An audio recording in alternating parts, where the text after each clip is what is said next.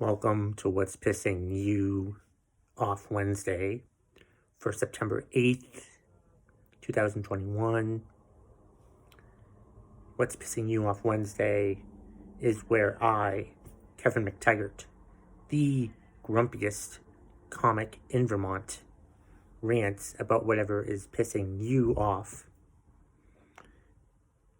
If you'd like to contribute to What's Pissing You Off Wednesday, if you have something that you want me to get mad about or rant about on your behalf, the instructions on how to contact me are in the show notes of this YouTube video and or audio podcast, however you're watching and or listening to this. That's all I've got to say. Let's just get on to what I'm going to be ranting about. Let's get to the first contribution. Pierre The Beast is pissed off at people who message him to ask him to recommend places to go for the job that he already does. Pierre, among other things, is a piercer, and it annoys him when someone reaches out or calls and asks if he knows any piercers up in their area, where their area is not very far away from his area, and he could easily do it for them. But they don't want to travel very far at all, apparently, to have him pierce them instead. They want him to recommend somebody else. They're wasting his time and money, because money is time for the entrepreneur types. I can talk today. It's just a waste of their time. If you're going to ask someone who has a trade like a piercer or graphic design or something else, some other sort of trade, and you're going to ask them if they know anybody in their area that could do it, if it was me, I would just tell them, no, it's me. You have to come see me. If you're going to ask for a recommendation for something that I already do, I'm going to recommend that I do it better than them. What do you have to do? It's pathetic that people are like that. Hey, I know you're a great roofer, but do you know any roofers in my area? So skill has nothing to do with it. It all has to do with geographic location. God forbid you have to drive 45 minutes to get something done. I know people that drive for hours to get tattoos done or to get something pierced because you trust that person. Obviously, you don't trust my friend Pierre enough, who's located in Middlebury, Vermont, who ever wants anything pierced. Go see Pierre because he does a great job. But it's frustrating as hell. Man, you have a trade and you're making money off this trade, but you can't make any money off of your skill when someone asks for recommendations for someone else who does the same damn thing you do. I'm not going to keep track of any of my competitors. I don't give a shit about what my competitors do. I only focus on what I'm doing.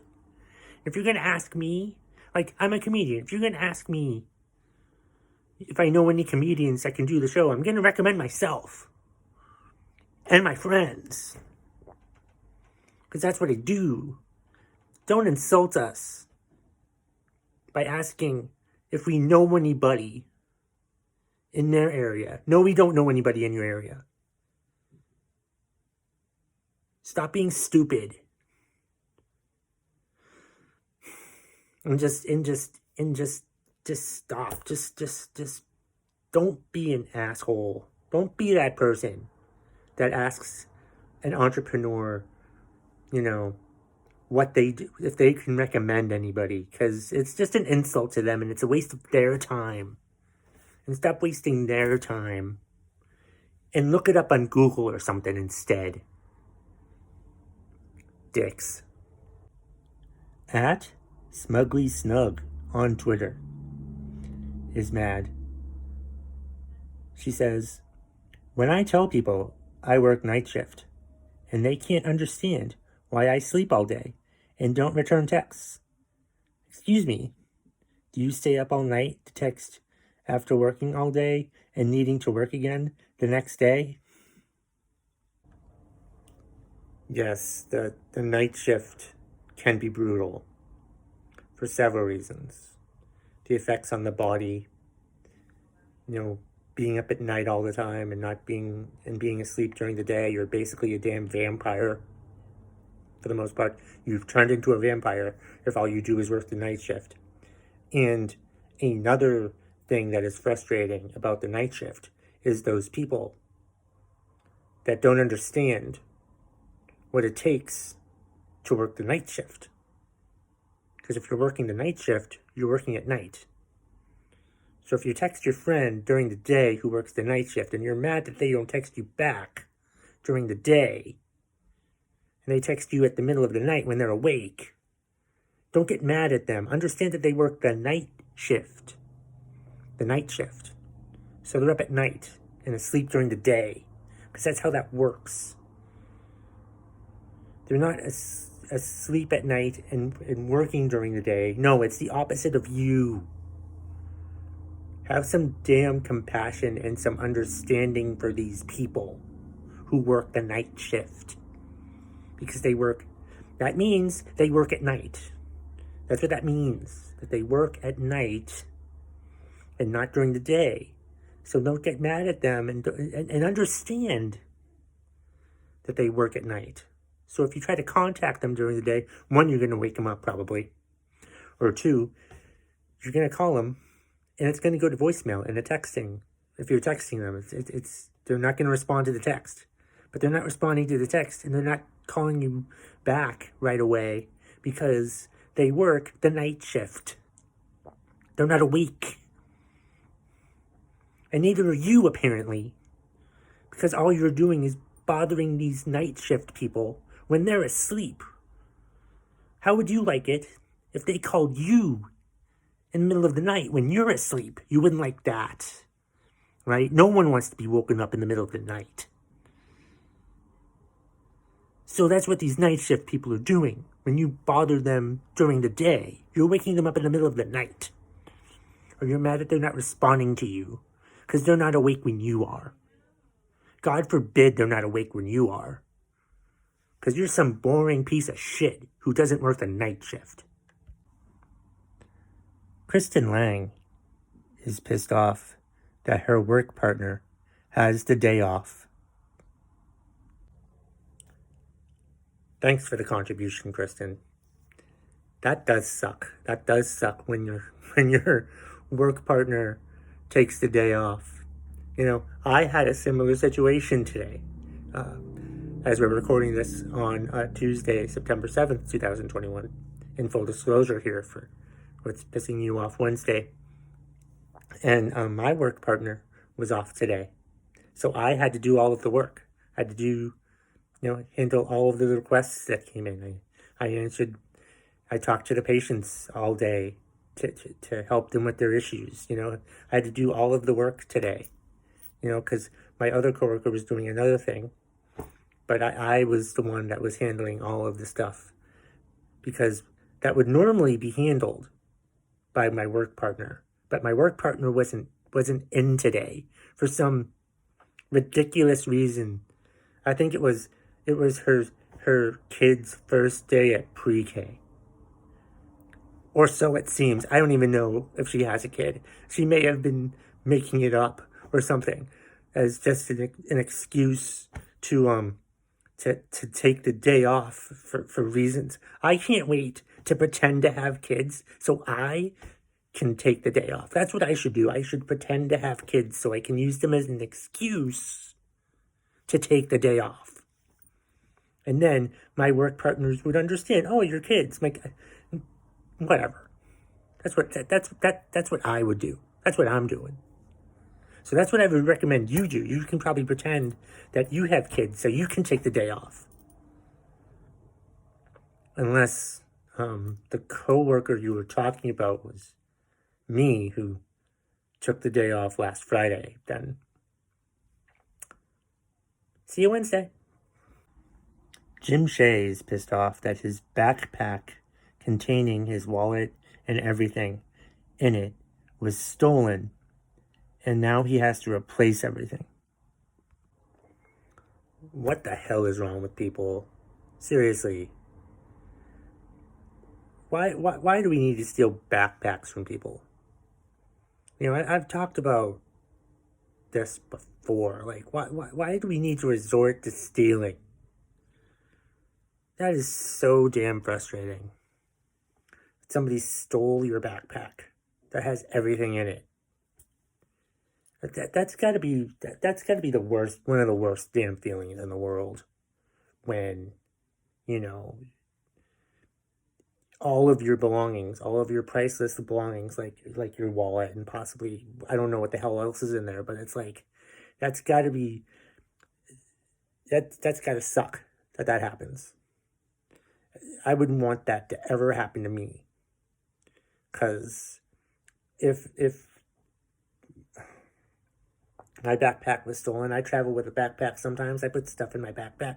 I would hate to have somebody steal my backpack. Why aren't you putting the wallet in your pocket, though? I'm just wondering. Why aren't you putting the wallet in your pocket or your keys in my pocket? I put stuff in my pockets. Are pockets not like a thing anymore? Are we not supposed to have shorts with lots of pockets in them? I'm one of those people that has shorts with lots of pockets, the cargo shorts or whatever the hell they're called. I like having cargo shorts. I don't care. You know, I like to have my wallet and my phone on me instead of having it in a backpack because somebody could steal the backpack. Because like I would worry more about having this stuff in the backpack, and I hope you start putting your stuff in your pockets now. Because I wouldn't want to like put like my wallet in my backpack when I have pockets. Do you not have shorts with pockets, Jim? Is that your problem? Do you not have shorts with pockets?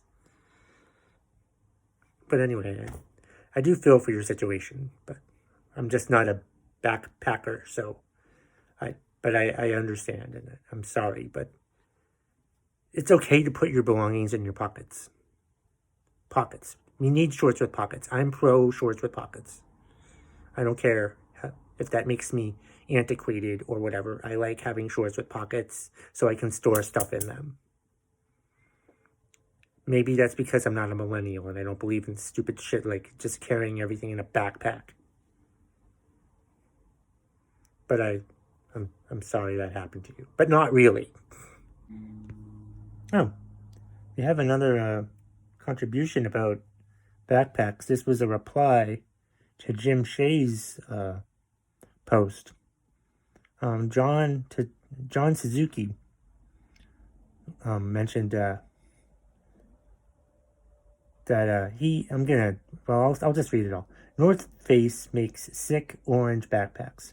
Not quite obnoxious enough for my liking, but it'll do. It's smallish, so I asked for a bigger size. And he goes, "Sir, that's for ladies. The men's are over there. The men's version is black with orange panels, not anywhere close to being okay." So the part that pisses me off is this. We can't do better as we're being told, and this misogynistic, toxic male is trying. If companies continue to do this kind of male-female product design, it's one thing if it were a product made for women or men, but it is a backpack for Christ's sakes. I get what John is saying here. If we were really into the Me Too movement, then we need to like make it okay, you know, to have smaller backpacks for men, you know? And I'm not talking about the ones that go around the waist. I'm not talking about that, you know? But I'm saying it should be okay for men to have smaller backpacks.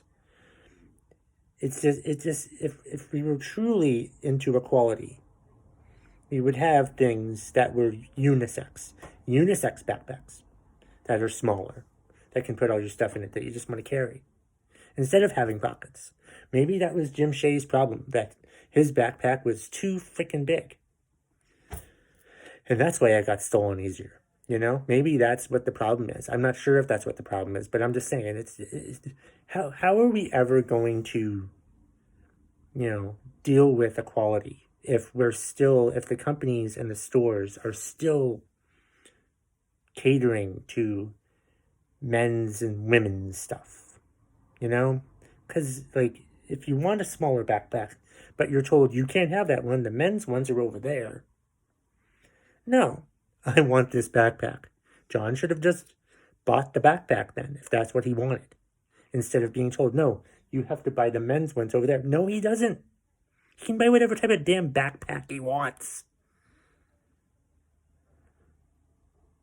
It makes me think that we'll never truly be recognized as equals when we're still trying to divide us when it comes to marketing. Leslie Zebrowitz is pissed off. She has a few in this episode, so be warned. One is, when I spend a ton of time preparing instructions, and the person who allegedly read them clearly did not feel the need to retain any information, so I have to repeat exactly what I already told them. I hate that. I hate when I write instructions for people for them to follow. This sort of thing happened to me a couple years ago. We had these written instructions that I was training my coworker on what to do, and I gave her the instructions, the written instructions that were typed out, that were saved onto the computer, onto the drive, onto the shared drive at work, that she could easily read herself. But what is she doing as I'm giving her these instructions, as I have these instructions? She's writing them down. She's writing down the instructions that are already typed out and written. So she's wasting time by writing down the goddamn instructions. What the hell is the point of that? Just read the instructions and follow them. The instructions are already written. They're already typed out for you to look at. You don't need to write them again. Just if you need a copy of it, print a copy of it. And use that. Don't just rewrite the instructions that I already typed out and gave to you. And it's a very similar situation to Leslie's plight here. If I take the time to write instructions, follow the instructions, and if you don't read them, do what they say. Because they're instructions. They're there to instruct. And if you don't read them, it's an insult to the instructions and the instructor who wrote the damn instructions. Another one from Leslie Zebrowitz, pissed off about forms that don't work with Google Chrome or Microsoft Edge.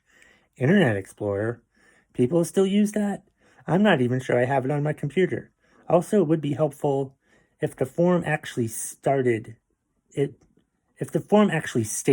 won't work in certain browsers, instead of requiring me to contact the help desk to find this out. Again, had a very similar situation to what Leslie was talking about. There's a website that I have to use at work that only works if you view it in Internet Explorer. And I too didn't have Internet Explorer on my computer. I didn't think I did. I had Chrome and I had Microsoft Edge, but this website wouldn't work on those two. There was an error or something. But it only worked on Internet Explorer, an outdated web browser that nobody uses anymore. So I had to I found out I actually did have it on my computer. I had to dig to find it. But I did have it, and I was able to use it. But now every time I use that website, I have to pull up Internet Explorer every damn time. It's frustrating. If you're going to make a website, make sure you're able to use it on every web browser. If you're going to make a form, make sure it works in every web browser. That's just bad planning on your part. If you have a website that only works on an outdated web browser that hasn't been used since the 2010s. At the Dave Black on Twitter says, I had to delete my Tinder because there is this Tinder Lite scam that I am not quite sure I fell for because I didn't click on the shady link. But who knows? Anyways, apparently this scam is so bad that if they get your Tinder, they can wipe out your bank account somehow. That's scary. That's scary that there's an app, that there's a scam that preys on people who uses dating sites like Tinder. I'm thinking I just uploaded Tinder on my phone for the first time in a couple years, and I think I might delete it now. I'm gonna have to check to see if I did Tinder Lite. I don't even know, but according to him, we can't even like tell, if we've signed up for this Tinder Lite thing. I think I saw something for Tinder Lite, but I don't know. I'm rather nervous now. That's stupid. There's a special place in hell for internet scammers, really. And if there's an internet scammer out there who's preying on people who uses dating websites when people are being their most vulnerable, trying to find someone out there in that vast universe of nothingness. And then there's these people on the internet who are trying to scam you and take all of your money from your bank accounts just because you're trying to find the one that you love. What the fuck is wrong with people? At Jen Mouse on Twitter is pissed off about Walgreens. Takes forever for a prescription to be ready. But if you're there, it's done in 10 minutes. So let me get this straight, Walgreens. You take forever for the prescription to get ready, and people are at home waiting to go to Walgreens to find out when the prescription's ready. And then they go to Walgreens, and they find out, oh, it'll be ready in 10 minutes. Are you only just getting it ready because they're there right now? Right? Why couldn't it have gotten ready so she or anyone doesn't have to actually go there when it's not ready? You're pissed off that it's not ready, and then you tell them, oh, we'll have it ready in 10 minutes. If it was so easy to get ready, why didn't they get it ready hours ago? Huh? Walgreens? If it was so freaking ready for it to be ready, if it was so easy, if it only took 10 minutes, why did it take several hours for them to wait and then show up and you tell them, oh, it'll be ready in 10 minutes? This is part of the reason why the healthcare system sucks. I talked about this last week in what's pissing you off Wednesday. But honestly, if it takes a lot quicker to get prescriptions ready than it actually does, and you make these people wait, and you're too damn lazy or whatever to actually complete these prescriptions, I don't care how much of the workload is. If it only takes 10 minutes to prepare and fix these prescriptions and set them up, then why does they have to wait? Why is it when they finally show up to be like, hey, where's my prescription? Why isn't it ready? Oh, it'll be ready in 10 minutes. I'm like, should have just shown up hours ago. That's what you should do when you get a prescription at Walgreens. Just go directly there and it'll be ready in 10 minutes. Don't wait for it to let them know that you're ready. Go there right away because it'll be ready in 10 minutes because that's apparently the way that it works. Because Walgreens sucks. All right. That does it for this week's episode of What's Pissing You Off Wednesday for September 8th, 2021. Hope you enjoyed what you watched and or saw. What? No. I hope you enjoyed what you watched and or listened to. What the fuck am I doing? What's pissing me off? As I apparently just utter gibberish sometimes. Happy What's Pissing You Off Wednesday.